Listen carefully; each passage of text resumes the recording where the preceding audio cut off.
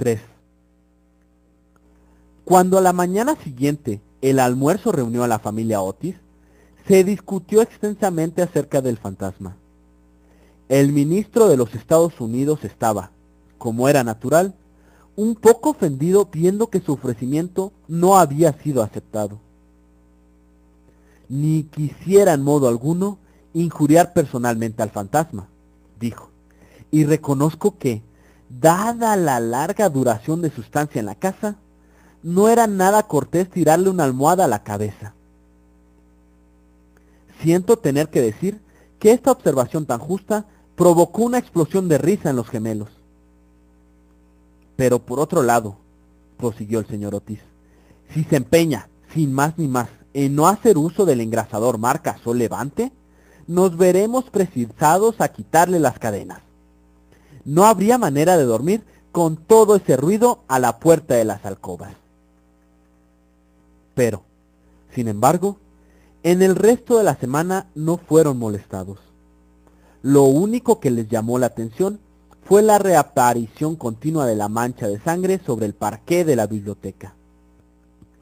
Era realmente muy extraño, tanto más cuanto que el señor Otis cerraba la puerta con llave por la noche, igual que las ventanas. Los cambios de color que sufría la mancha, comparables a los de un camaleón, produjeron asimismo frecuentes comentarios en la familia. Una mañana era de un rojo oscuro, casi violáceo. Otras veces era vermellón, luego de un púrpura espléndido. Y un día, cuando bajaron a rezar, según los ritos sencillos de la libre Iglesia Episcopal Reformada de Norteamérica, la encontraron de un hermoso verde esmeralda. Como era natural, estos cambios caleidoscópicos divirtieron grandemente a la reunión y se hacían apuestas todas las noches con entera tranquilidad. La única persona que no tomó parte de la broma fue la joven Virginia. Por razones ignoradas, sintíase siempre impresionada ante la mancha de sangre y estuvo a punto de llorar la mañana que apareció verde esmeralda. El fantasma hizo su segunda aparición el domingo por la noche. Al poco tiempo de estar todos ellos acostados, les alarmó un enorme estrépito que se oyó en el salón. Bajaron apresuradamente y se encontraron con que una armadura completa se había desprendido de su soporte y caído sobre las losas. Cerca de allí, sentado en un sillón de alto respaldo, el fantasma de Canterville se restregaba las rodillas con una expresión de agudo dolor sobre su rostro. Los gemelos, que se habían provisto de sus ondas, le lanzaron inmediatamente 2 balines con esa seguridad de puntería que sólo se adquiere a fuerza de largos y pacientes ejercicios sobre el profesor de caligrafía. Mientras tanto, el ministro de los Estados Unidos mantenía al fantasma bajo la amenaza de su revólver y, conforme a la etiqueta californiana, lo instaba a levantar los brazos. El fantasma se alzó bruscamente, lanzando un grito de furor salvaje, y se disipó en medio de ellos como una niebla, apagando de paso las velas de Washington Otis y dejándolos a todos en la mayor obscuridad. Cuando llegó a lo alto de la escalera, una vez dueño de sí, se decidió a lanzar su célebre repique de carcajadas satánicas, que en más de una ocasión le habían sido muy útiles. Contaba a la gente que aquello hizo encanecer en una sola noche el peluquín de Lord Racker, y que 3 sucesivas amas de llaves renunciaron antes de terminar el primer mes en su cargo. Por consiguiente, lanzó su carcajada más horrible, despertando paulatinamente los ecos en las antiguas bóvedas. Pero, apagados estos, se abrió una puerta y apareció, vestida de azul claro, la señora Otis. Me temo, dijo la dama, que esté usted indispuesto. Y aquí le traigo un frasco de la tintura del doctor Dobell. Se trata de una indigestión. Esto le sentará bien. El fantasma la miró con ojos llameantes de furor y se creyó en el deber de metamorfearse en un gran perro negro. Era un truco que le había dado una reputación merecidísima y al cual atribuía la idiotez incurable del tío de Lord Canterville, el honorable Thomas Horton. Pero un ruido de pasos que se acercaba le hizo vacilar en su cruel determinación y se contentó con volverse un poco fosforescente. Enseguida se desvaneció, después de lanzar un gemido sepulcral, porque los gemelos iban a darle alcance. Una vez en su habitación, se sintió destrozado, presa de la agitación más violenta. La ordinariez de los gemelos, el grosero materialismo de la señora Otis, todo aquello resultaba realmente vejatorio. Pero lo que más le humillaba era no tener ya fuerzas para llevar una armadura. Contaba con hacer impresión aún en esos norteamericanos modernos, con hacerles estremecer a la vista de un espectro acorazado, ya que no por motivos razonables, al menos por deferencia hacia su poeta nacional Longfellow, cuyas poesías, delicadas y atrayentes, le habían ayudado con frecuencia a matar el tiempo, mientras los Canterville estaban en Londres. Además, era su propia armadura. La llevó con éxito en el torneo de Kenilworth, siendo felicitado calurosamente por la reina virgen en persona.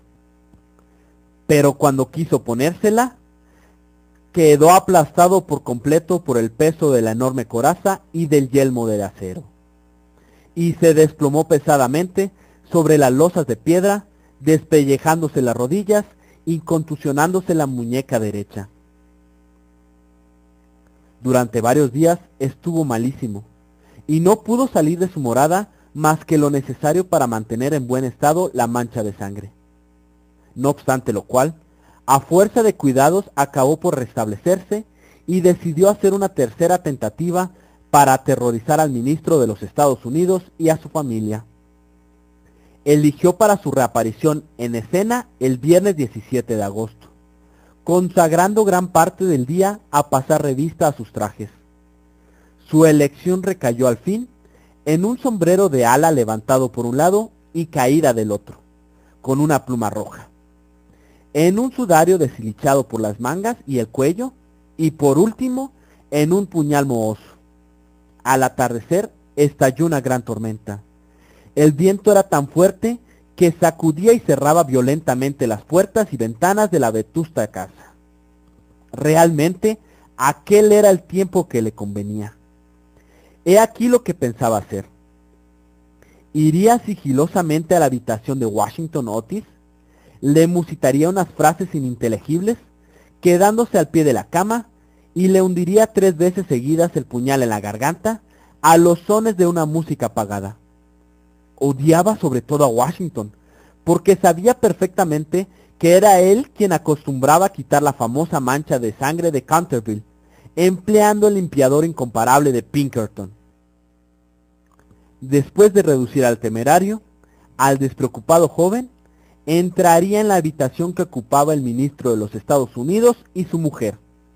Una vez ahí, colocaría una mano viscosa sobre la frente de la señora Otis y al mismo tiempo murmuraría, con voz sorda, al oído del ministro tembloroso, los secretos terribles del osario. En cuanto a la pequeña Virginia, aún no tenía decidido nada. No lo había insultado nunca. Era bonita y cariñosa.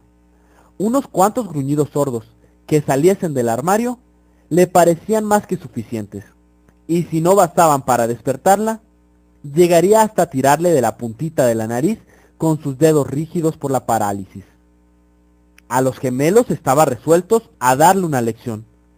Lo primero que haría sería sentarse sobre sus pechos, con el objeto de producirles la sensación de pesadilla. Luego, aprovechando que sus camas estaban muy juntas, se alzaría en el espacio libre entre ellas, con el aspecto de un cadáver verde y frío como el hielo, hasta que se quedaran paralizados de terror.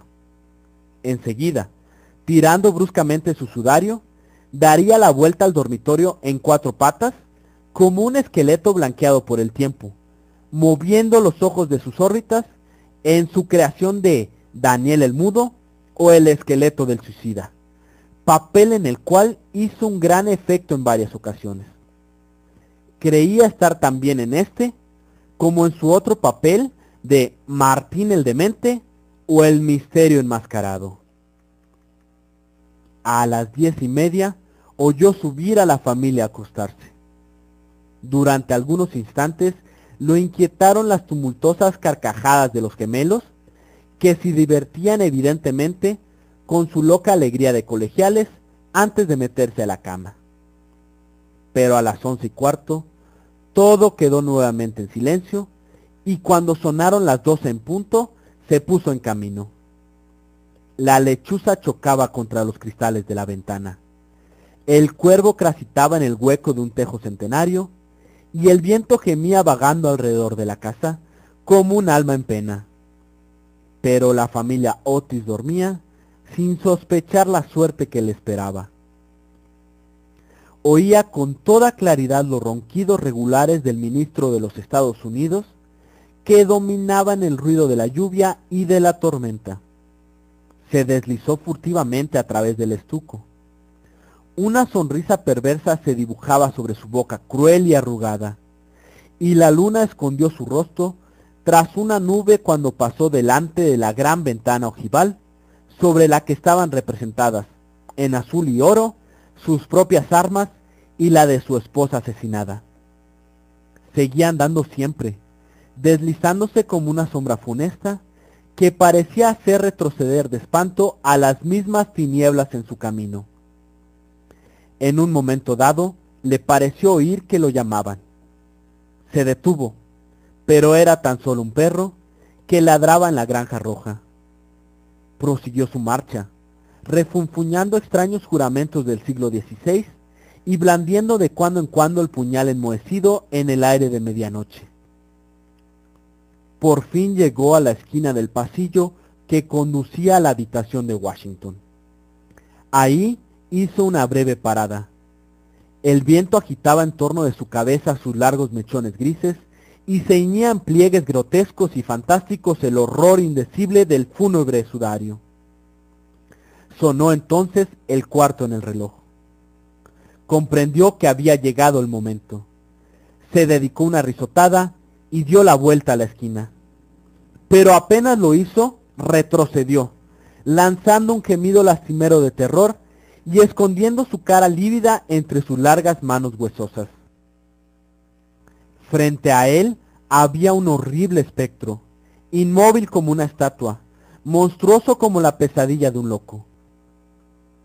La cabeza del espectro era pelada y reluciente, su faz redonda, carnosa y blanca. Una risa horrorosa parecía retorcer sus rasgos en una mueca eterna. Por los ojos brotaba a oleadas una luz escarlata. La boca tenía el aspecto de un ancho pozo de fuego y una vestidura horrible, como la de él, como la del mismo Simón, envolvía con su nieve silenciosa aquella forma gigantesca. Sobre el pecho tenía colgado un cartel con una inscripción en caracteres extraños y antiguos. Quizá era un rótulo infamante, donde estaban escritos delitos espantosos, una terrible lista de crímenes.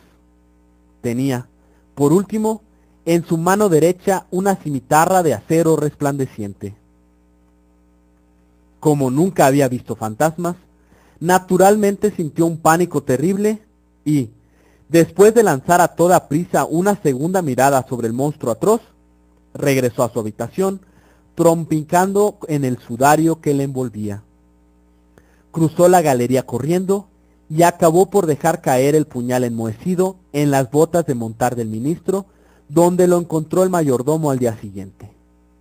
Una vez refugiado en su retiro, se desplomó sobre un reducido catre de tijera, tapándose la cabeza con las sábanas. Pero, al cabo de un momento, el valor indomable de los antiguos Canterville se despertó en él y tomó la resolución de hablar al otro fantasma en cuanto amaneciese.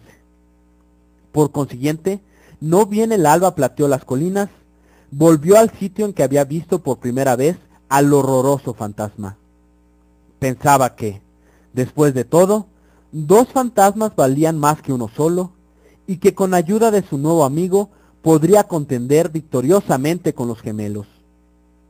Pero cuando llegó al sitio, se halló en presencia de un espectáculo terrible. Le sucedía algo indudablemente al espectro, porque la luz había desaparecido por completo de sus órbitas. La cimitarra centellante se había caído de su mano y estaba recostado sobre la pared en una actitud forzada e incómoda. Simón se precipitó hacia adelante y lo cogió en sus brazos. Pero cuál no sería su terror viendo despegarse la cabeza y rodar por el suelo, mientras el cuerpo tomaba la posición supina y notó que abrazaba una cortina blanca de lienzo grueso y que yacían a sus pies una escoba, un machete de cocina y una calabaza vacía.